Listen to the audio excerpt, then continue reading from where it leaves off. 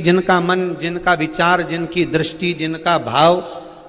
विद्या अध्ययन में नहीं लगता हो, मन उच्चिष्ट हो जाता हो, खेलने में ज्यादा लगता हो, बच्चे चिड़चिड़े हो जाते हो, या चित्तवृत्ति कैसे भी भगवान में लग नहीं रही हो, या आपका भी मन भगवान की सेवा में नहीं लगता हो, दौड़ दौड़ के वही व्हाट्सएप में चले जाए, मोबाइल में चले जाए, फेसबुक में चले जाए, यूट्यूब पर चले जाए, कहीं थोड़ी सी देर के लिए कथा सुनने का मन करे फिर मन भटक जाए, या पढ़ने का मन करे कि अब मैं पूरी शिवपुराण में भी घर में पढ़ूंगी, या मैं भागवत पढ़ूंगी, या मैं रामायण पढ़ूंगी, और 2 दिन तो लेके बैठी, तीसरे दिन से मन में फिर वो उचिष्टपन आ गया कि कहाँ बैठ गई, मैंने कहाँ नियम ले लिया। तो ये जो चित्तवृत्ति में आ जाता है, मन उचिष्ट हो जाना, चाहे विद्या से हो जाए बच्चों का, चाहे किसी कार्य से हो जाए, मन की उचिष्टता में भी रुद्राक्ष बड़ा काम का है।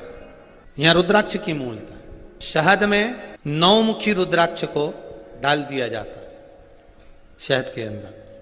रात्रि भर उसको शहद में ही रखा दिया जाता है, और उस शहद को जब आप भगवान शंकर का स्नान कराने सुबह के समय पर जल लेकर शिव जी के मंदिर जाती हो, तो सबसे पहले उस रुद्राक्ष को निकालकर शंकर जी की जो जलाधारी है उस पर रख दिया जाता है, और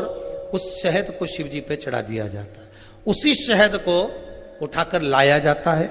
और बाबा का शुद्ध जल से स्नान कराकर, बाबा का पूजन कर कर, दूध दही जो भी आप समर्पित करना चाहते हो, पंचामृत आदि बाबा को समर्पित कर कर रुद्राक्ष और शहद को वापिस लाया जाता है। उसी शहद को मात्र 11 दिन तक आप चाटना प्रारंभ कर दीजिए, आपको कोई नहीं कहेगा कि पढ़ने बैठो, आपकी चित्तवृत्ति स्वयं विद्या में लग जाती है,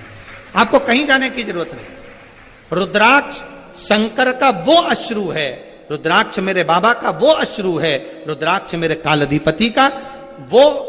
सुंदर अश्रु है जिसके बल पर जीव सब कुछ प्राप्त कर सकता।